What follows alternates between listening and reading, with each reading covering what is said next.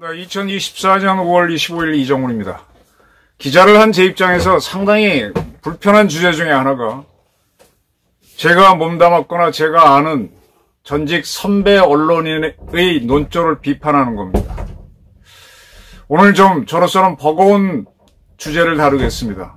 조선일보 논설고문 강천석 선배가 쓴 개헌을 생각하자라는 칼럼에 대해서 저의 의견을 피력하겠습니다. 강천석 고문의 주장에 대해서 완전히 다른 의견을 내놓을 겁니다. 강천석 고문은 조선일보에서 중요한 자리를 다 지났죠. 편집국장도 하고 주필도 하고, 그리고 지금 김대중 고문과 더불어 조선일보 논조를 결정하는 가장 중요한 핵심 인물이죠. 선배로는 김대중 고문이 더 위고, 그 다음에 강천석, 그 다음에 이제 양상훈 현재 주필, 그 다음에 논설 주관이 김창균, 그 다음에 논설실장이 박정훈, 네, 이렇게 돼 있죠. 박정훈, 김창균 씨는 제가 조선일보 들어갔을 때 같이 동기였던 친구니까 저는 곧또래 사람이고, 박정훈 씨도 그 비슷한 연배고, 네, 양상훈부터는 다 선배들인데, 이 강천석 선배하고 저하고는 특별한 인연은 없었어요. 다만, 한번 이분하고 같이 해외 취재를 같이 한 적이 있었죠. 중국에 우리 그 고구려 역사를 보러 가서 이렇게 쭉 같이 겪어서 지낸 경험이 있는데 굉장히 많이 아시고 기가 센 분입니다. 근데 그분께서 개헌을 생각하자라는 이 칼럼을 쓴 거에 대해서 제가 이거는 좀 문제가 있겠다 싶어서 좀 반발하는 주장을 하겠습니다. 이 강 주필은 뭐라고 썼는가 하면은 국가의 진로를 결정하는 최고 권력이 어디에 있는지 애매모호한 나라는 위험하다라고 그랬습니다. 이제 한중일 정상회담이 26일부터 열리죠. 서울에서 열리죠. 중국에서 총리가 오고 일본에서 총리가 옵니다. 근데 이때 일본과 중국의 실력자들이 와서 대한민국의 국가 지도자가 국가가 어디로 갈지 헷갈리게 보면 어떻게 되느냐, 그런 걱정을 했습니다. 무슨 얘기인가 하면은 지금 윤석열 대통령은 자신을 향한 해병 특검, 그 다음에 부인 디오르백 특검, 두 개의 특검을 넘어야 하는 위기를 맞고 있고, 이게 이제 대한민국 진로의 어두운 그림자죠. 그 다음에 차기 대통령이 될 수도 있는 이재명 민주당 대표는 더 위험하다. 그러면서 뭘 설명했는가 하면은 한국 형사재판에서 1심에서 무죄가 나온 경우는 3.1%에 불과하다. 97% 가까이가 유죄를 받는데 지금 이재명 씨는 10개의 법률을 어겨서 7개 사건으로 3개의 재판을 받고 있습니다. 10개의 그 법을 어긴 것 중에 하나만 유죄가 나와도 그는 감옥으로 가야 되죠. 무죄 선고율이 3.1%밖에 안 되는데 돌파를 하겠느냐. 그런데 작년에 국회에서 이재명 체포하라고 동의를 해줬죠. 그거를 판사가 거부를 했었죠. 그때 난리가 났었죠. 네가 뭔데? 정치금 판단은 다 해줬는데 야당 대표이기 때문에 뭐 증거인멸 도주의 우려가 없다라고 해서 구속하지 말라라고 했는데 영장을 기각해줬는데 그때 그 영장을 기각한 판사조차도 이렇게 말했다고 했습니다. 위중교사 혐의는 확보된 증거가 너무 명백해 불구속해도 증거를 없앨 위험이 작다. 강주필은 바로 요 대목을 지적하면서 유죄니까 풀어준다고 한 거 아니냐. 그러니까 이재명 차기 대통령 될 수 있는 사람도 진로가 불투명하다. 그러면은 이번에 한일중 정상회담에 온 중국과 일본 대표는 한국이 장차 무정부 상태가 되는 거 아니냐, 그런 예측을 할 수 있겠다라고 봤습니다. 그러면서 이제 일본의 얘기를 하는데 일본에서는 현재 모시토라라는 말이 하나의 시사 용어로 돌고 있다. 모시라는 말은 만약이란 뜻이죠. 그 다음에 이제 우리는 트럼프라고 쓰는데 일본은 으 발음이 없잖아요. 그래서 트럼프를 도람뿌라 그러잖아요. 도람뿌. 그래서 줄여서 토라라 그럽니다. 모시토라. 그러니까 만약에 트럼프가 대통령이 된다면, 다시 대통령이 된다면 그런 뜻이랍니다. 그럼 모시토라는 트럼프가 다시 대통령으로 돌아오게 되면 일본에 무슨 일이 닥칠까라는 게 이제 일본의 걱정이라고 하면서 모시토라라는 단어가 돌고 있다. 이 강천석 고문은 주일 특파원을 한 분입니다. 일본을 많이 아시는 분이죠. 일본에서도 지금 트럼프가 된 이후에 일본이 어떻게 바뀔지 걱정을 많이 한다라고 하면서 미국에서 트럼프가 대통령이 되면은 크게 영향을 받을 나라로서 강 고문은 우크라이나, 이스라엘, 대만, 한국을 꼽았습니다. 우크라이나, 이스라엘, 대만, 한국 순서로 트럼프가 대통령이 되면 강한 영향을 받는다. 이 순서는 아니지만 이 나라들이 영향을 받을 것이다 라고 강 고문은 보면서 우크라이나를 이렇게 예상했습니다. 트럼프가 대통령이 되면은 트럼프는 푸틴은 내 친구라고 그랬으니까 아마 우크라이나에게 휴전을 강요하지 않겠느냐. 그러면 지금 우크라이나는 자기 국가 면적의 5분의 1을 뺐겠죠. 10만 명 가까운 전사자를 냈는데 이걸 수복하지 못하고 회복하지 못하고 상당히 어려워질 것이다. 저는 이 부분에 대해서 제가 동의 안 합니다. 지금 아프가니스탄에 소련이 1980년인가에 침공을 했을 때 미국의 CIA가 중심이 돼갖고 굉장히 많은 지원을 해줬지만은 미국은 아프간에 참전하지 않았어요. 그 10년에 걸친 긴 전쟁 끝에 소련이 철수하면서 그러면서 소련이 무너집니다.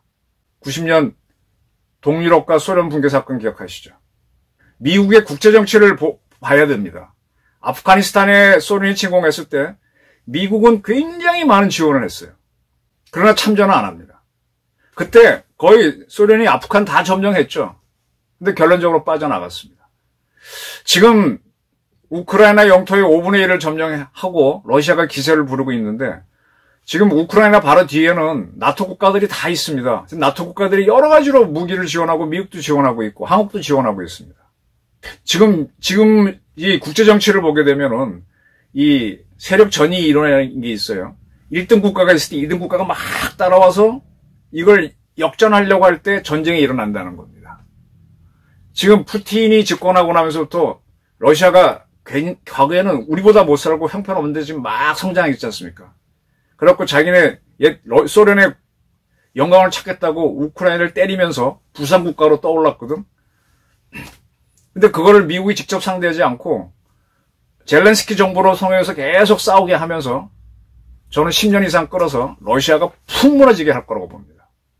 즉 휴전은 생각 밖으로 이루어지지 않을 것이다. 아주 불리하면은 우크라이나가 불리하면은 하게 할 수도 있지만 웬만하면 지금 참고로 미국은요 F-16 전투기를 제공합니다. 우크라이나에. 그래서 지금 러시아 조종사들의 훈련을 마쳤어요. F-16 다음엔 F-15가 있고 F-15 위에는 F-35가 있고 F-22가 있습니다. 미국은 앞으로 지원할 무기가 더 많아요. 그리고 지금 미국은 우크라이나에 무기를 주면서 이 미제 무기로는 그것도 미사일 같은 거로는 우크라이나의 영토에 들어와 있는 러시아군만 때리게 하지 러시아 본토는 못 때리게 합니다. 지금 하이마스라든지 에이타킴스 같이 꽤 좋은 무기를 공급해 줬는데 그걸로 러시아의 군을 때리긴 하는데 우크라이나에 들어와 있는 러시아군만 때립니다. 그러니까 러시아는 룰랄라 하고 공격을 해야 되는 건데 정황이 불리해지면은 미국이 본토 때려? 라고 해주면 러시아도 애먹는다는 얘기야. 지금 러시아가 유리한 건 맞지만 미국이 풀어주고 하게 되면 러시아도 애먹습니다. 그래서 휴전을 한다? 이거는 저는 글쎄 강고문의 생각에 동의하지 않는다. 그 다음에 이제 강고문은 뭐라 그러느냐. 미국은 친이스라엘 로비를 세게 받는다. 트럼프에게는 아랍계 미국 유권자의 표보다 이스라엘 로비 편을 드는 게 이득이다. 그래서 신용만 하고 이스라엘 문제는 피해갈 것이다. 이렇게 봤습니다. 그래서 이제 이스라엘이 영향을 받을 거라고 생각하는데 제가 간단하게 설명드릴게요. 이스라엘은 자기네 수도를 예루살렘이라고 합니다. 근데 예루살렘은 그 예루살렘을 찾기 위해서 중세 유럽에서 십자군을 만들어 원정을 했다가 실패했었잖아요. 이 예루살렘은 무슬림들에도 성지입니다. 그래서 이란 같은 경우에는 그거를 수복하기 위해서 만든 부대가 뭐냐? 그게 바로 솔레이마니가 유지했던 해외 작전 부대입니다. 그리고 그 부대 요원들이 시리아 다마스쿠스에서 회의하고 있을 때 이스라엘인지 누군지 모르는 세력이 가서 그걸 때려서 다 죽여버렸죠. 그래서 이란이 300발이 넘는 미사일을 드론을 이스라엘로 쐈는데 미국과 이스라엘이 다 막아버렸죠. 쉽게 말하면 예루살렘은 이스라엘하고 무슬림이 동시에 차지하려고 하는, 그래서 그쪽에 가게 되면 그 성전이 있는데 그 성전의 일부는 유대교들이 쓰고 일부는 무슬림이 쓰고 일부는 저쪽에 쓰고 아직도 거기가 복잡한 데잖아요. 근데 이스라엘은 그 예루살렘을 자기네 중심지로 보고 자기네 수도라고 주장합니다. 저는 거기에 가서 거기 외교부를 방문한 적이 있습니다. 외교부는 거기 있어요. 그런데 텔아비브가 실질적인 수도입니다. 그래서 주요 국가들은요, 텔아비브보다 안전하죠. 이쪽에 그 지중해에 있는 텔아비브에다가 공관을 두고 있고, 대한민국 외교관도 텔아비브에 있습니다. 그래서 텔아비브가 실질적인 수도고, 전 세계가 그렇게 텔아비브를 이스라엘 수도로 보고 있는데, 2017년 12월 6일 날 트럼프가 당시 대통령이었죠. 트럼프는 예루살렘을 이스라엘의 수도로 공식 인정한다라는 발표를 했습니다. 이게 무슨 얘기냐? 이스라엘을 적극 지지하겠다는 얘기예요. 그러니까 무슬림하고는 너희를 인정하지 않겠다는 얘기입니다. 그렇게 되게 되면은 전 아랍 국가들이 무슬림 국가가 뭉쳐갖고 이스라엘을 때려야 되는데, 이렇게 해놓고 난 다음에도 미국은 UAE하고 이스라엘이 국교를 맺도록 했고, 사우디하고 이스라엘 사이 좋도록 만들었습니다.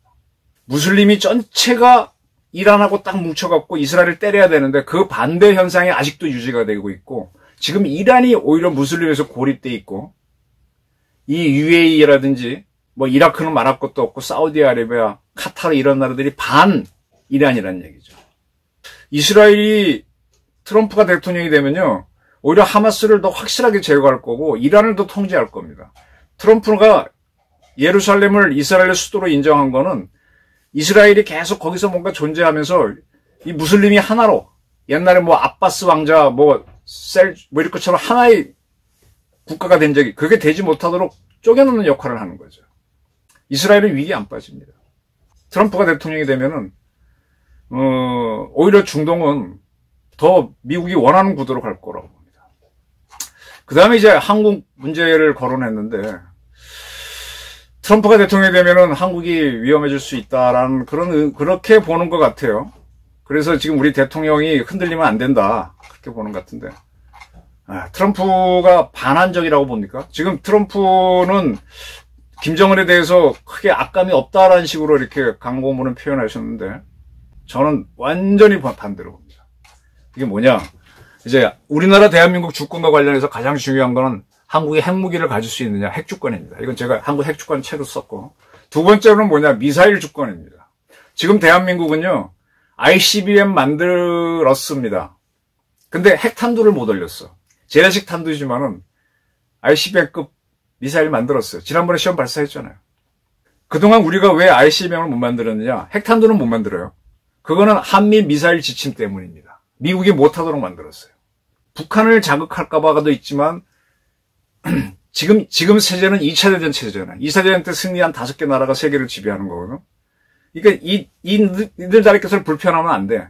즉, 대한민국이, 우리는 중국이 가장 가까이죠. 중국을 때릴 수 있는 무기를 가지면 안 된다는 게 미국의 하나의 의지였어요. 미국이 중국하고 짝짝꿍지에서 가까이 지내면서 중국을 경제를 발전시키면서 소련을 몰락시켰잖아요. 아프간 전쟁으로 흔들기도 했지만 중국을 발전시켜서 공산국가를 둘에 쪼개서 무너뜨렸지 않습니까?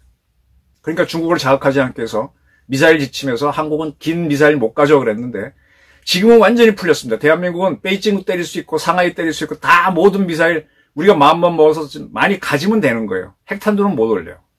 지금 이렇게 된 이 결정은 누가 했느냐? 문재인 대통령이 했고, 그때 미국 대통령은 바이든이었습니다. 한미 미사일 지침은 완전히 지금 폐기되어 있습니다. 근데 거기에 앞서 아주 중요한 게 하나 있었어요. 지금 우리나라가 고전까지는 이명박 정부가 노력해갖고 800km까지 날아가는, 왜냐하면 북한이 저 북쪽에다 핵기지를 만들기 때문에 때리려면 800km가 필요하다. 800km 때리면 베이징 때릴 수 있습니다. 그래서 800km까지 가는 미사일은 이명박 정부 때 허가는 받았는데, 대신에 탄두를 크게 못 올려. 500km까지 작은 미사일만 쏴야 돼. 큰 거 넣으면 이제 중국이 방방 뜨니까. 그런데 우리는 그것만 해도 굉장히 고맙다 그랬죠. 그거는 오바마가 풀어준 거예요. 이명박 오바마가. 근데 이 문재인 트럼프 때 뭐가 하느냐? 이 탄두 무게 중량이 없어집니다. 800km까지만 날아가면은 10톤짜리 탄두를 실어도 돼. 10톤짜리 탄두란 건 너무 큰 거잖아요. 그걸 무게를 1톤으로 줄이면 이건 8,000km 날아갈 수도 있는 거야. 사실상 ICBM 만들으라고 한 게 누구냐? 트럼프입니다. 왜 그랬느냐? 중국을 억제하기 위해서입니다. 즉 중국이라고 하는 적을 통제하기 위해서 대한민국이라고 하는 사냥개를 풀어놓은 겁니다.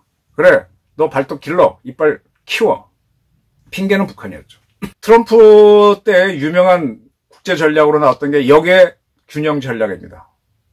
오프쇼어 밸런싱 스트래티지라고 그러는데, 요거를 이제 뭔가 하면요, 과거에는 미국이 중국, 소련 이렇게 직접 상대했습니다. 그래서 소련을 무너뜨렸죠.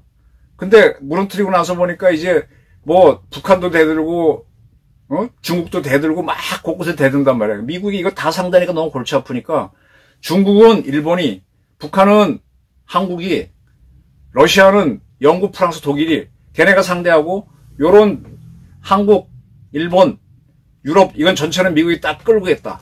그러니까 미국이 이 소련과 밸런싱, 세력 균형 잡는 건 미국이 직접 했잖아요. 중국과 잡았는데 그게 아니고 미국이 아닌 다른 나라, 친미 국가가 북한, 중국, 소련과 세력 균형을 잡아서 걔네를 짓누르고 미국은 이걸 전체를 통제하겠다. 이게 역의 균형 전략인데 이 전략을 폈던 게 트럼프입니다. 그래서 대한민국의 이 미사일 지침을 확실하게 풀린 거는 바이든하고 문재인 때지만 거의 다 풀어진 게 트럼프입니다. 즉 중국을, 북한을 네 스스로 통제해봐라.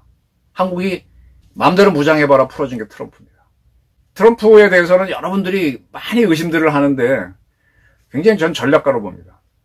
그리고 북한을 상대하면서 이 트럼프가 북한에 대해서 좋게 봤다고 얘기하는데 천만의 말씀. 하노이 노딜을 만든 것도 트럼프고 그 다음에 판문점 노딜도 트럼프가 만들었어요. 제가 몇 차례 말씀드렸죠.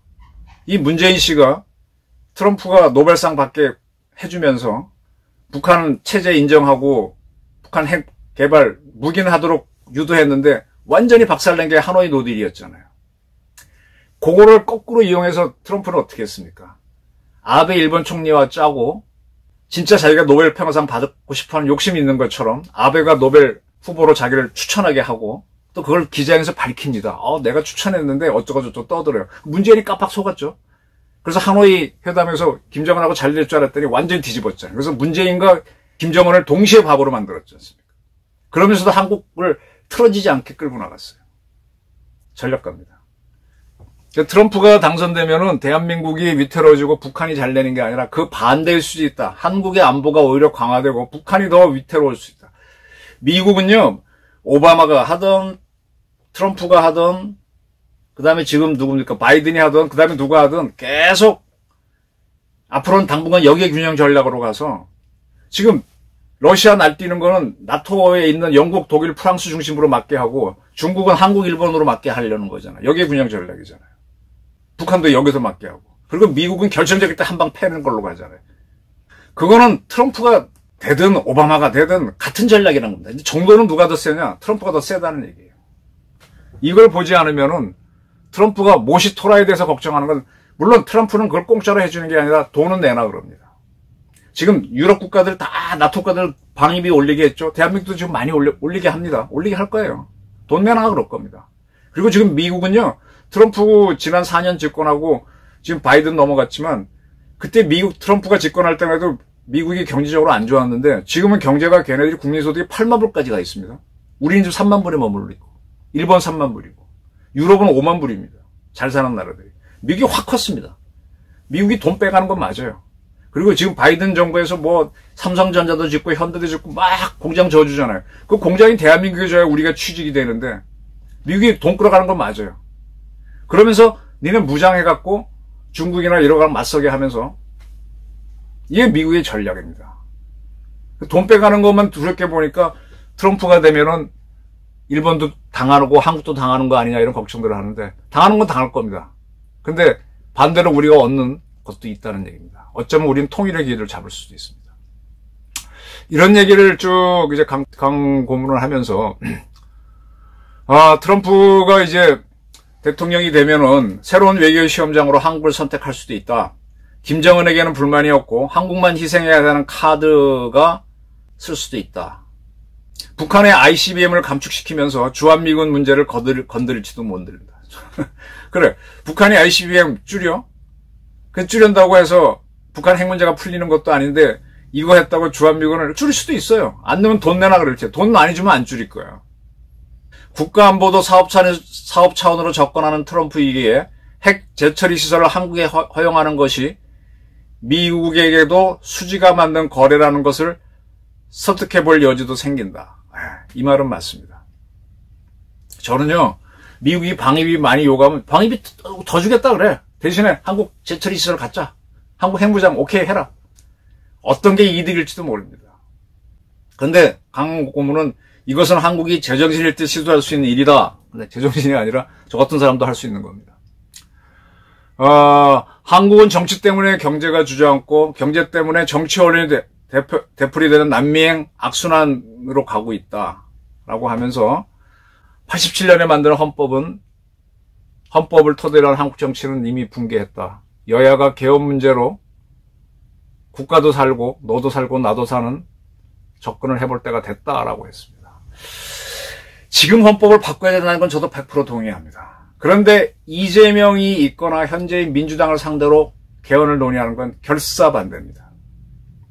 이거는 트럼프의 외교 전략, 미국의 전략을 잘못 이해하셨고 현재의 헌법 체제를 개정해야 된다는 건 맞습니다만 이재명이나 또는 현재의 민주당식의 주장하는 이재명이 없어져도 그 뒤에 주사파가 있기 때문에 소용이 없어요. 오히려 대한민국은 통일을 염두에 둔다면 대통령 권한을 강화하는 쪽으로 개헌을 해야 될 겁니다. 이게 어려우면 차라리 지금 헌법이 나을 수도 있어요. 이게 제 주장입니다. 국제정치를 거론하면서 개헌을 생각하자, 모시토라를 얘기하면서 트럼프 때문이라도 개헌을 하자라는 얘기를 하시는 것 같은데 트럼프가 집권한다면 오히려 개헌할 필요가 없고 주사파와 이재명이 그런 세력들을 제거하는 쪽으로 가는 게 더는 오히려 맞다. 그쪽으로 대한민국이 가야 된다는 거죠. 이런 칼럼은 조선일보에서 이 칼럼에 대해서 내부적으로 뭐 고문이 쓰는 거니까 누가 뭐라고 말릴 수는 없겠지만은 좀 제법 반발이 있었을 거라고 봅니다. 이재명을 의식한 칼럼으로 보여서 이재명 뒤에는 북한이 있죠. 북한이 있는 걸로 보이죠. 주사파는 명확하게 보이고 어떻게 저런 잡범이 분명히 지금 감옥 갈 게 확실한 사람을 어떻게 당대표를 이끄는 그 당이 주장하는 개헌을 지금 봤습니까? 이건 정말 대한민국을 들었다 놨다 흔드는 위험한 주장일 수도 있다. 저는 후배 기자로서 죄송하지만 이런 주장을 하는 바입니다. 감사합니다.